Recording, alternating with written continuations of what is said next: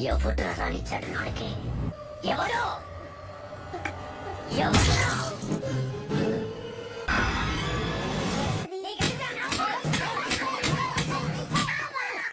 Halo guys, apa kabar kalian? Semoga kalian selalu sehat dan selalu dalam lindungan Tuhan.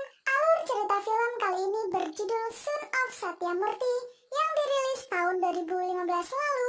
Dibintangi oleh aktor favorit Mimin yakni Allu Arjun sebagai Viraj Anand, Prakash Raj sebagai Satyamurti, Upendra sebagai Devaraj Naidu, dan Samantha Prabhu sebagai Samira. Film ini menceritakan tentang seorang pemuda anak miliarder yang sukses dalam bermain saham. Pemuda tersebut bernama Viraj Anand. Atas kerja keras ayahnya, hidup pemuda itu sangatlah hedon. Tapi suatu ketika hidupnya berubah 180 derajat. Dia menjadi miskin karena ayahnya meninggoy, di mana saham ayahnya anjlok dan keluarga mereka jatuh miskin. Akibatnya, Anand harus menjadi tulang punggung keluarganya. Meskipun film ini sudah banyak yang mereview, tapi setiap orang punya pandangan yang berbeda tentunya. Nah, tanpa basa-basi lagi, inilah alur.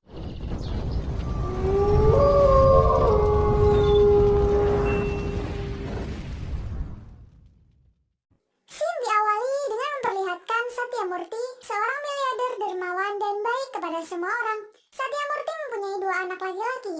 Dia adalah Viraj Anand dan Viraj Kishore sebagai kakak Anand. Kishore terlihat selalu ditemani asisten pribadinya yang bernama John.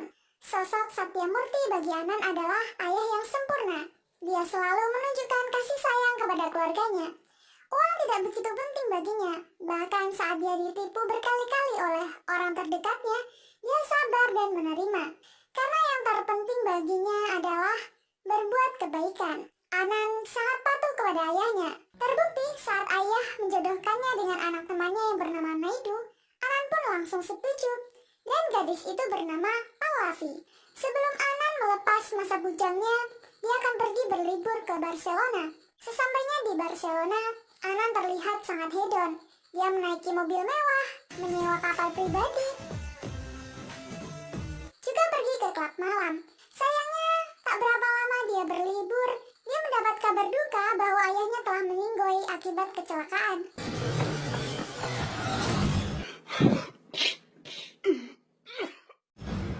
Akibatnya, dia harus segera pulang.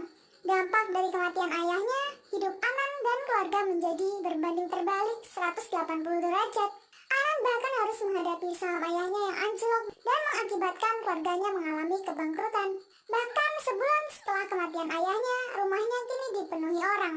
Bukan untuk belasungkawa, melainkan untuk menagih hutang. Ini adalah Paida Sambashi Farao, kerabat almarhum ayah Anand yang di otaknya hanya uang, uang, uang, dan uang. Paida mempunyai istri cantik, tetapi hubungan mereka berdua tidaklah baik. Itu semua karena mereka tidak terbuka dalam hal mengelola keuangan, di mana istrinya dulu diam-diam membeli saham emas yang ternyata anjlok sehingga membuat Paida rugi besar. Pasangan itu akhirnya tidak pernah saling berbicara selama bertahun-tahun dan hanya bicara menggunakan kertas yang ditempel di dinding penyekat. Lanjut cerita, Paida Sambashi Farao mendatangi Anand untuk menasihatinya. Dia mengatakan di depan semua orang agar Anand tidak perlu menjual harta benda peninggalan ayahnya untuk menutupi hutang. Paida malah menyuruh agar menjual saham ayahnya yang menurut dia tidak bernilai itu, agar keluarga Anand tidak jatuh miskin. Paida juga menyuruh Anand untuk mengatakan kepada orang-orang penagih hutang ayahnya bahwa Anand tidak memiliki hubungan dengan pinjaman ayahnya itu, agar dia bisa terhindar. Tapi Anand tidak bisa melakukan itu, karena itu bisa mempermalukan kehormatan ayahnya. Anand berkata kalau dia tidak akan menipu, dan semua orang harus mengingat ayahnya sebagai pahlawan. Setelah itu Anand langsung menandatangani pelunasan hutang ayahnya. Atas kejadian itu, Paida memberitahu adiknya yakni Naidu bahwa kini Anand sudah jatuh miskin. Mendengar hal itu, Naidu lantas membatalkan rencana pernikahan mereka secara sepihak. Dan jahatnya lagi, Pallavi pun menyetujui keputusan ayahnya itu. Tidak hanya itu, Kishore kini menjadi gila karena ditinggal mati ayahnya. Untungnya Anand punya kakak ipar berhati mulia bernama Kak Sindhu. Kak Sindu dengan setia tidak menerima tawaran orang kaya yang ingin menikahinya. Bahkan Kak Sindu rela menjual semua perhiasan emas miliknya untuk menutupi kekurangan hutang ayah mertuanya. Melihat ketulusan wanita itu, Anan bertekad membalas kebaikannya dengan merawat keponakannya yang lucu bernama Sweety. Kini Anan dan keluarga harus pindah dari istana megahnya dan pindah mengontrak di rumah sederhana. Sweety berkata kalau dia tidak menyukai rumah barunya itu. Anan pun menghiburnya, lalu dia berjanji akan membawa Sweety ke istana kembali dalam waktu 1 tahun. Dan dengan semangat, Anan pun mulai mencari pekerjaan untuk menghidupi keluarganya itu. Ditambah lagi, ia harus membayar biaya sekolah Sweety sebanyak 2 lakhs. Kak Sindu merasa tidak enak hati dan menawari Anan agar memindahkan sekolah Sweety di tempat yang murah saja. Tapi Anan bersikeras tidak akan memindahkan sekolah Sweety dan akan mencarikan jalan keluar. Anan mendatangi kantor dekorasi milik temannya yang bernama Sapii untuk mencari pekerjaan. Anan mengatakan kalau dia baru butuh 2 lakhs untuk membayar sekolah keponakannya. Sapii menawari Anan agar bermitra dengannya menjadi tim wedding organizer di kota Oti, di mana mereka akan membayar 10 lakhs, lalu Sapii akan memberinya 5 lakhs. Anan sangat berterima kasih karena dia satu-satunya teman Anan yang mau membantunya. Brandon Ra, Pramen like boats. Singkat cerita, Anan pergi dengan asistennya yang bernama Paman Samsu. Mereka berdua menaiki mobil perusahaan. Sesampainya di tempat tujuan, Anan kaget bukan kepalang. Ternyata yang akan menikah adalah Pallavi yang tidak lain mantan calon mempelai wanitanya.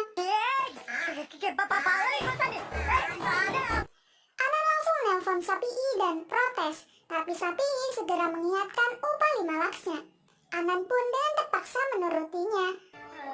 Pallavi melihat Anan ada di sana dan segera mengambilnya untuk memamerkan bahwa sebenarnya Pallavi hanya mencintai Yogesh bukan Anan.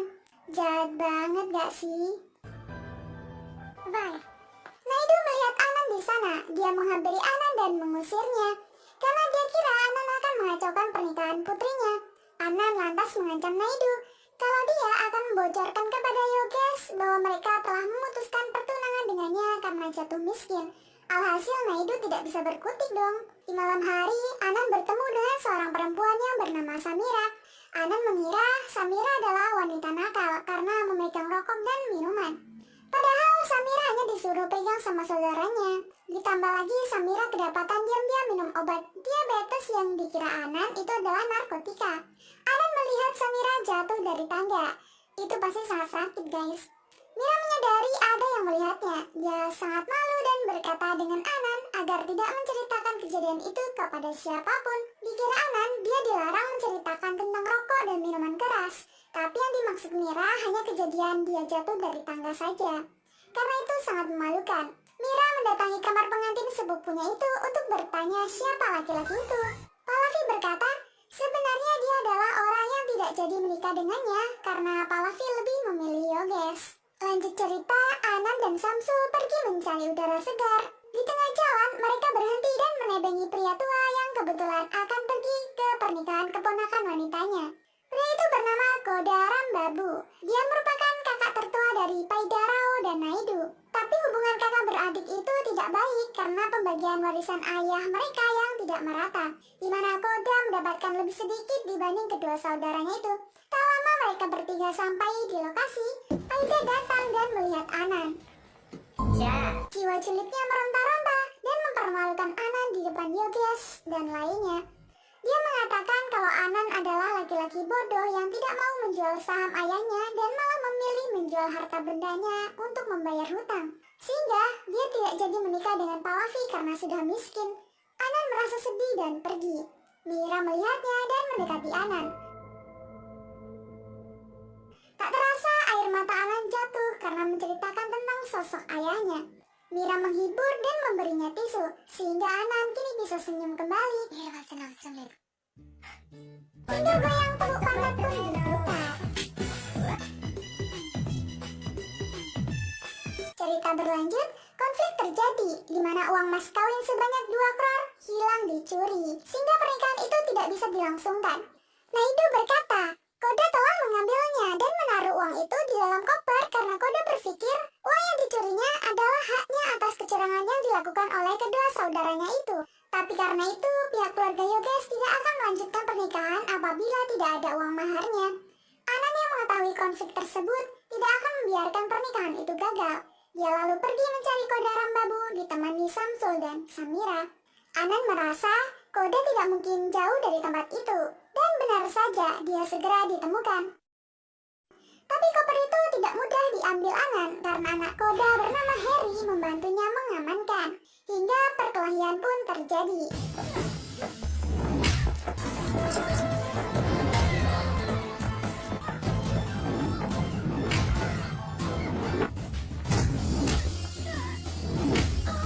Singkat cerita, koper didapatkan dan mereka berdua dibawa ke rumah Naidu. Harry dipukuli habis-habisan oleh pamannya sendiri.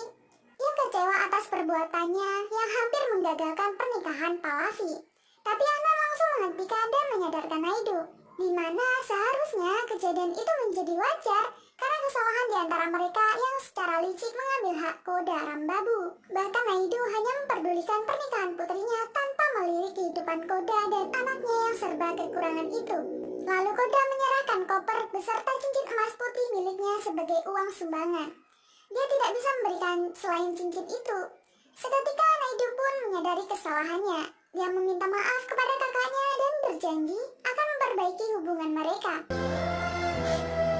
Selain itu, Naidu juga menyerahkan properti kepada Harry karena dia pantas mendapatkannya. Naidu sangat berterima kasih kepada ayah Anand karena telah melahirkan anak yang hebat seperti Anand. Lanjut cerita, Pallavi mendatangi Anand untuk menyerahkan dirinya dibawa pergi Anand untuk dinikahi.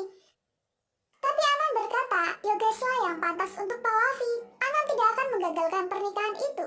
Pallavi langsung memeluk Anand. Melihat itu, Mira sangat senang dong. Mira mendekati Anand. Mira juga mengatakan sebenarnya dia tidak mengkonsumsi narkoba, melainkan obat diabetes. Dan hanya orang-orang yang dia sayanglah yang tahu penyakitnya itu. Makanya dia minum obat diam-diam. Tapi tiba-tiba Mira keceplosan mengajak menikah, sehingga mereka berdua tersipu malu. Akhirnya pernikahan Pallavi dan Yogesh pun digelar dengan lancar. Setelah acara selesai, Naidu memberikan cek sebesar 15 lak, bukan 10 lak, kepada Anand untuk menghormatinya. Dari situ akhirnya Anand bisa melunasi tunggakan sekolah Sweety. Setelah acara pernikahan Pallavi, hubungan Anand dan Samira semakin dekat. Hingga Anand pun mengunjungi rumah Mira untuk meminta restu kepada kedua orang tuanya. Ternyata Samira adalah anak Paida. Paida marah dan tidak merestui hubungan mereka. Anand berkata kepada Mira, jika dia memilihnya, Anand akan membawa pergi Mira dari sana. Mira bertanya, mengapa ayahnya sangat membenci Anand. Itu semua karena Paida merasa kecewa dengan ayah Anand yang sudah mencuranginya soal tanah. Anand marah karena Paida tidak menghormati ayahnya.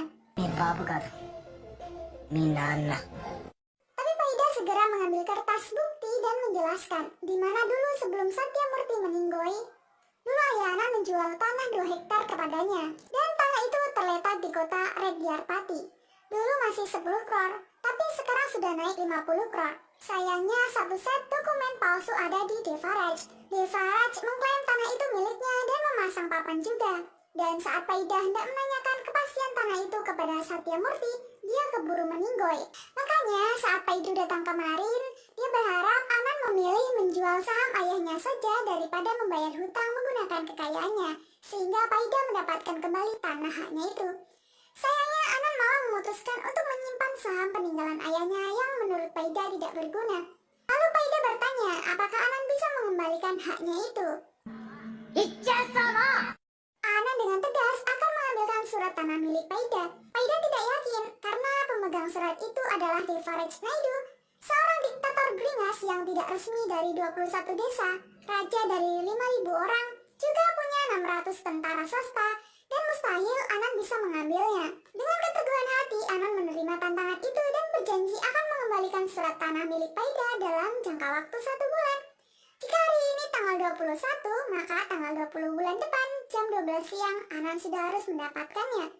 Jika berhasil, Paida akan mencuci kaki Anand dan menyerahkan putrinya. Tapi Anand hanya mau Paida memberikan karangan bunga ke foto Satyamurti dan meminta maaf kepada ayahnya itu. Sapi untuk mencari cara agar segera mendapatkan surat tanah itu. Sapi mengusulkan agar dia menukarkan saja dokumen yang asli dengan yang palsu. Kebetulan Sapi kenal dengan saudara ipar Devaraj. Mungkin saja dia bisa membantunya menukarkan dokumen itu. Singkat cerita, Anan dan Samsul pergi ke Rediapati menaiki kereta dan bis. Setelah sampai dan keluar dari bis, seorang pengendara motor hampir saja terjatuh karena jalanan yang berlubang. Anan pun berinisiatif menancapkan kayu dan selendang agar jalanan rusak tidak dilewati oleh pengendara. Tapi setelah itu Anan bingung, rumah Devaraj dan iparnya berdempetan antara nomor 6 atau 9. Anan dan Samsul mantap memasuki nomor 9. Setelah dipersilakan masuk, mereka berdua heran dengan keadaan sekitar. Devaraj pun datang dan duduk di kursinya. Anan dan Samsul mengira dia adalah ipar Devaraj. Lalu mereka menerangkan tujuan mereka datang ke sana, yakni untuk meminta tolong agar menukarkan dokumen palsu dengan yang asli tentang tanah tersebut kepadanya. Anan lalu bertanya siapa nama orang yang dia kira ipar Devaraj itu. Seorang staf Devaraj tertawa hingga menepuk kepalanya dan mengatakan kalau mereka itu sedang berbicara dengan Devaraj. Seketika wajah Ana dan Samsul pun menjadi pucat. Dengan marah, Devaraj mengambil pisau dan akan menancapkan pisau ke leher Samsul. Tapi tiba-tiba istrinya datang dan dia pura-pura baik. Setelah istrinya pergi, dia jahat lagi. Anan pun memanggil istri Devaraj dan mengambil pisau di tangan Devaraj agar Devaraj tidak jadi menikam Samsul. Anan mendekati istri Devaraj agar mereka berdua aman. Istrinya juga menawari Anan agar tinggal di rumahnya saja sampai urusannya kelar. Devaraj menyuruh anak buahnya agar segera membawa Paida, istri dan anaknya ke sana. Hari pun berganti, Anan dan Samsul mengikuti persembahan Dewa Siwa. Di sana juga terdapat Virasami Naidu yang tidak lain adalah saudara kandung Devaraj Naidu, di mana mereka berdua saling bermusuhan.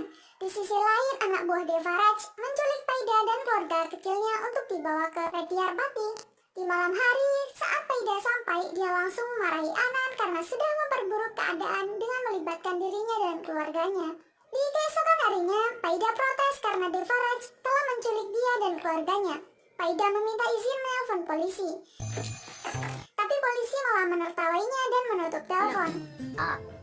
Staf Devaraj bertanya, apa yang dikatakan polisi? Paida menjawab, ini bukan penculikan. Jika kita mengikat tali ke anjing, itu bukan berarti menculiknya. Dia diberi makan dan minum dengan cinta, dibebaskan berkeliaran di kompleks. Jadi itu namanya membesarkan anjing, bukan menculiknya. Lalu Samira mendebat ayahnya. Tapi tiba-tiba Devaraj diserang.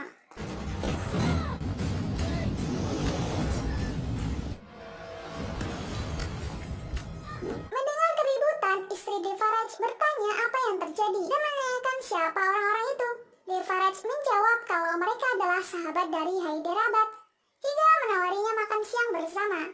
Di meja makan, Devaraj menanyakan mengapa pelayan itu menyerangnya. Itu karena adiknya telah dibunuh Devaraj, sehingga dia berpura-pura bergabung menjadi pelayan Devaraj untuk membalas dendam. Devaraj tanpa pikir panjang langsung menikam dadanya hingga meninggoy. Lanjut cerita, Devaraj berterima kasih dengan Anan karena telah menyelamatkan nyawanya. Dia ditanya apa keinginannya. Anan menjawab agar surat tanah Paida segera dikembalikan. Paida mendengar itu bukannya senang, tapi dia malah lemas. Samira pun senang, tapi tiba-tiba Devaraj malah menawarinya untuk menikah dengan adik perempuannya yang bernama Vali. Wajah Paida seketika berubah menjadi senang, tapi anaknya sangat sedih. Anan jadi bingung, kalau gitu kapan dia akan menikahi wanita yang benar-benar ia cintai? Istri Devaraj menyuruh Samira memberikan kain sari untuk Vali. Mira penasaran bagaimana wajah Vali. Dia melihat foto kecil Vali yang sedikit buluk. Jadi dia pikir Vali tidak lebih cantik darinya. Sayangnya Vali juga tak kalah cantik dengan Mira. Karena cemburu, Mira dengan sengaja menggosongkan kain sari milik Vali. Tapi Vali sangat kreatif dan memperbaiki bajunya itu menjadi lebih cantik. Vali menemui Anan dan berkata kalau dia tidak mau menikah dengan Anan, tapi terpaksa dia harus menikah dengan Anan dan membuat rencana. Seminggu setelah menikah, Vali akan meracuni Anan.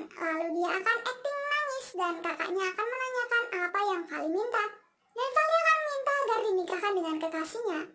Anan juga berkata kalau dia tidak menyukai Vali dan memperkenalkan Samira kalau dia adalah pacar Anan. Mendengar itu, Vali malah membuat Mira cemburu dengan memeluk Anan.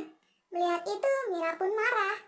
Di sisi lain, Virasam berencana akan balas dendam atas kematian anak buah kesayangannya dan akan mengobrak-abrik pesta pernikahan adik Devaraj.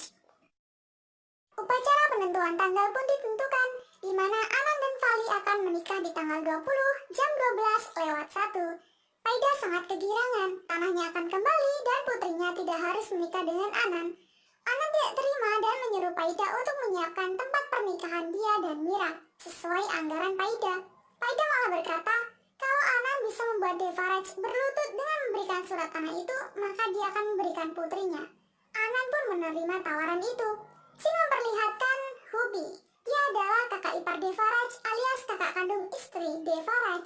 Dia kaget setelah melihat foto, dikiranya Vali akan menikah dengan lelaki yang bernama Samsul. Hubi pun segera mendatangi rumah Devaraj. Dia langsung protes dengan Devaraj karena menjodohkan Vali dengan laki-laki tua dan pendek. Hubi berbicara dengan Anan dan membicarakan pengantin pria yang dikira Samsul itu. Hubi mengejek Samsul dengan mengatakan pendek seperti simpanse. Anan pun heran, memangnya setinggi apa dia? Ada-ada aja. Hubi tidak menyukainya dan Anan juga berkata kalau Samsul juga tidak menyukai Vali karena Samsul sudah mencintai wanita lain yakni Samira. Hubi berkenalan dengan Paida dan mereka berdua sangat cocok karena sama-sama kocak dan konyol. Singkat cerita, kakak Sindu dan Switi telah sampai di rumah Devaraj. Tak disangka, Vali dan Sindu adalah teman masa kecil mereka. Mereka menanyakan di mana ibu Anan. Kak Sindu menjelaskan kalau ayah mertuanya baru saja meninggoy, sehingga ibu mertua tidak bisa hadir. Lucunya, Kishore juga datang dan menyapa Hubi. Kishore marah karena Hubi tidak menyapa John juga. Saat Hubi hendak duduk di sebelahnya, dia malah diusir karena John telah lebih dulu duduk di sana. Saat menawari kopi, Hubi pun bingung bagaimana cara dia menawarkan teman Kishore yang tidak terlihat itu. Dia lalu menawari John yang tidak terlihat itu tapi malah memecahkan cangkir. Dan kata Kishore, John sudah tidak berada di sebelahnya karena marah dengan Hubi. Hubi pun menjadi semakin bingung dong. Cerita berlanjut. Karena Hubi tidak menyukai mempelai pria yang dikiranya Samsul itu, Anan berkesempatan mengompori Hubi agar menggagalkan pernikahan Vali. Dia pun setuju. Oke. Dia lalu berbicara dengan Paida dan mengatakan rencananya, sehingga mereka berdua menemui Virasam. Anak buah Virasam akan menyelinap masuk ke pesta pernikahan dan membunuh. Virasam tentu saja setuju, karena itu akan menguntungkan baginya. Hubi berkata agar anak buah Virasam mengenakan selendang merah, agar Hubi bisa mengenali mereka dan meloloskan mereka di pesta. Singkat cerita, anak buah itu datang dan segera diloloskan oleh Hubi. Di sisi lain, kekasih Vali hendak bunuh diri, tapi Vali menahannya. Melihat itu, Anan menawari mereka berdua kawin lagi saja. Dia akan menanggung semua risikonya. Dan mendengar itu, Samira sangat senang dan langsung memeluk Anan. Hingga tarian Super Maci pun diputar. Super Maci. Di pagi hari, Vali dan kekasihnya hendak kabur, tapi anak buah Virasam menangkap pria itu yang dikira pengantin laki-laki. Vali ketakutan dan membuang ransel, sehingga menimbulkan bunyi agar kakaknya bangun. Saat pria itu hendak ditusuk, Devaraj sudah duluan menyelamatkannya. Lalu perusuh itu dibabat habis oleh Devaraj dan Anan.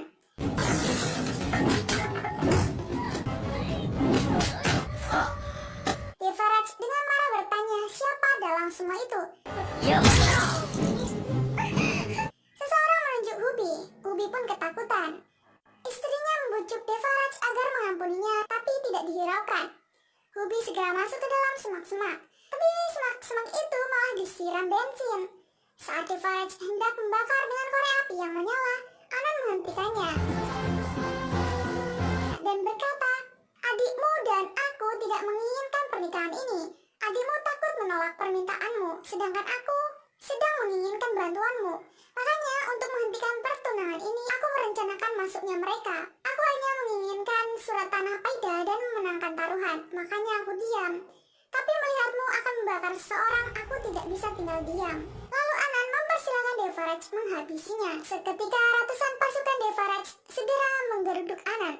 Dia hanya dengan sebarang kayu ajaib mampu menangkis pedang-pedang tajam milik mereka.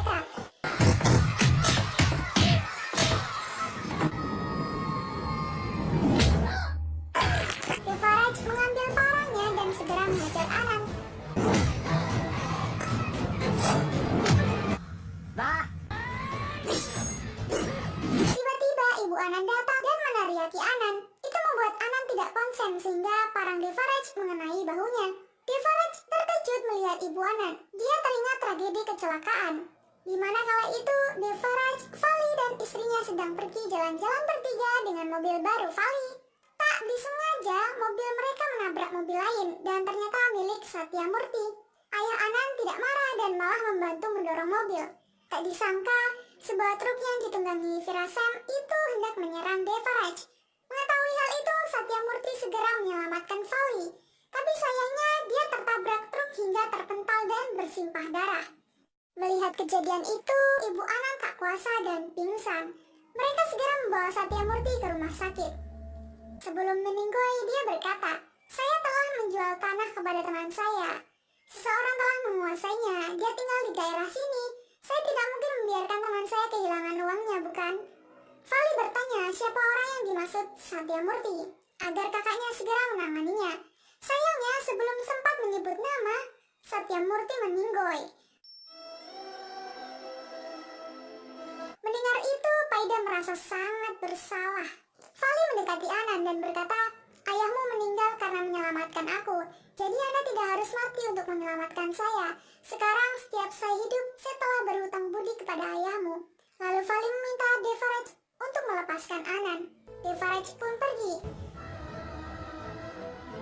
Ternyata dia mengambil surat tanah yang dimaksud ayah Anan. Dia sadar selama ini hanya membunuh tanpa menyelamatkan nyawa, tidak seperti ayah Anan yang hebat dan baik hati itu. Bahkan seluruh keluarga, harta benda yang dimiliki Devaraj tidak bisa membayar kebaikan yang ayah Anan lakukan untuknya. Devaraj berlutut dan menyerahkan kertas itu kepada Anan sembari berkata, "Ambillah, ini bukan tentang kemurahan hati saya, melainkan kebesaran ayahmu." Dan Anan segera menyerahkan surat itu ke Paida. Paida merasa sangat bersalah. Dia telah mengorbankan putrinya sendiri hanya untuk tanah ini. Dia berkata, "Aku meninggalkan istriku di rumah orang lain, dan ayahmu meninggoy hanya karena orang berdosa sepertiku. Istriku akhirnya mau berbicara. Itu karena berkat siapa lagi kalau bukan berkat ayahmu." Anan akhirnya lega. Nama baik ayahnya kini harum kembali. Di sisi lain, Virasam menelpon Hubi menanyakan bagaimana anak buahnya di sana. Tapi sayangnya dia malah kecelakaan. Mobilnya tergelincir ke jurang dan meninggoy. Sedangkan Anan mendapat kabar baik bahwa sahamnya menang, sehingga harta benda dan kekayaannya bisa kembali lagi.